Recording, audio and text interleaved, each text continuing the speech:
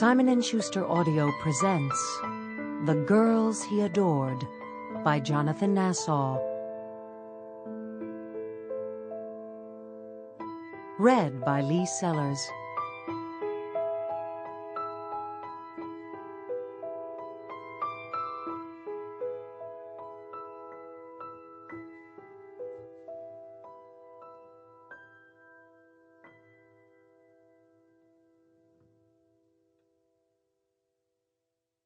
"I'll save you some time," said the prisoner, shuffling into the interview room in his orange jumpsuit, fettered and manacled, wrists cuffed to a padlocked belt around his waist, and a scowling sheriff's deputy at his elbow.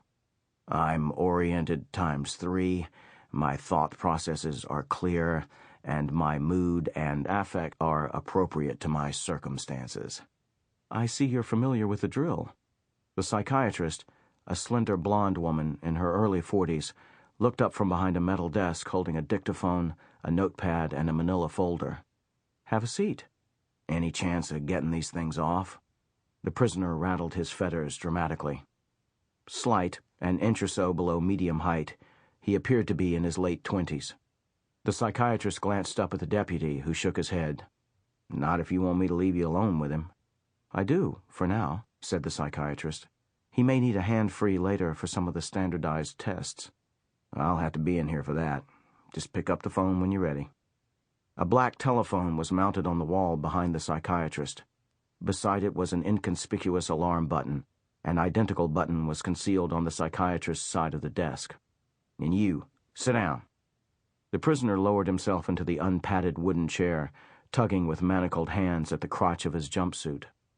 His heart-shaped face was just this side of pretty, with long lashed eyes and lips like a Botticelli angel. He seemed to be bothered by a lock of nut-brown hair that had fallen boyishly across his forehead and over one eye, so as the guard left the room, the psychiatrist reached across the desk and brushed it back for him. "Thank you," said the prisoner. The glitter of mischievous, self-satisfied amusement had faded from his gold-flecked brown eyes, but only for a moment. "I appreciate the gesture. Are you a defense whore or a prosecution whore?" "Neither." The psychiatrist ignored the insult.